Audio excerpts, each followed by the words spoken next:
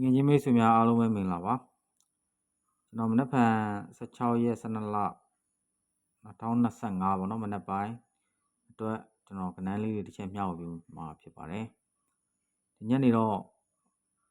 break တော့မှန်သွားတာပေါ့နော်ကြီးရတော့လွဲသွားတာပေါ့အဲ့တော့မနက်ဖြန်အတွက်ကိုဒီမှာကျွန်တော်ရှာတွေ့ထားတဲ့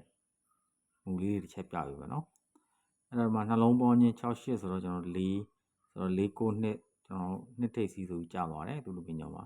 နှလုံးပေါင်းချင်း3ဖြစ်တဲ့အတွက်ကျွန်တော်385ဆိုပြီးတော့3ထိပ်စီးနဲ့30ဆိုပြီးကြာတယ်ပြီးနှလုံးပေါင်းချင်း8ဖြစ်တဲ့အတွက်ကျွန်တော်တို့831ဆိုပြီးတော့ဒီမှာ3ထိပ်စီးပြန်ကြာတယ်ပေါ့နော်ကျွန်တော်ဒီမနက်ကကျွန်တော်နှလုံးပေါင်းချင်း3ဖြစ်တဲ့အတွက်385ဆိုပြီးတော့5ထိပ်စီးနဲ့ကြာသွားတယ်ပေါ့အဲ့တော့နောက်ပိတ်လေးကကျွန်တော်တို့ဒီနှလုံးပေါင်းချင်းက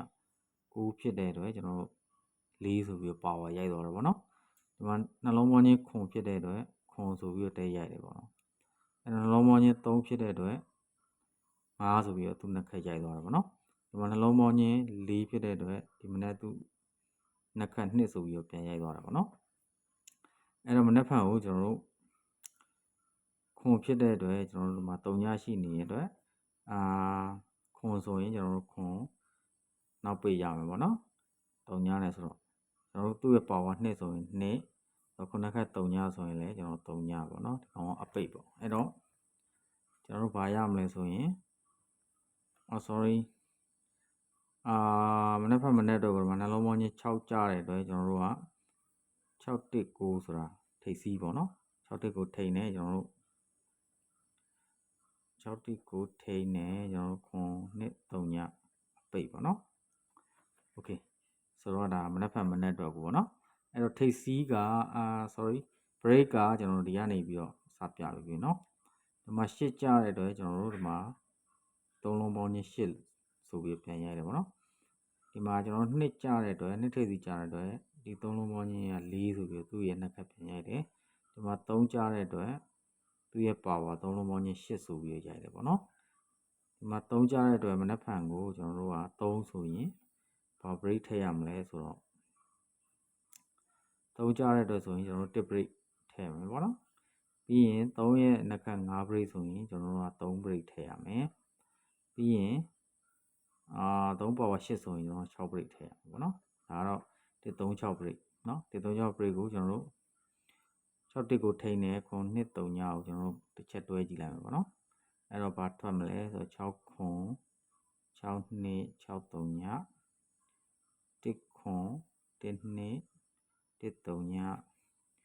9ခွန်9 2 90ပေါ့နော်6ကွက်ရမယ်အဲ6ကွက်မှာမှကျွန်တော်တို့က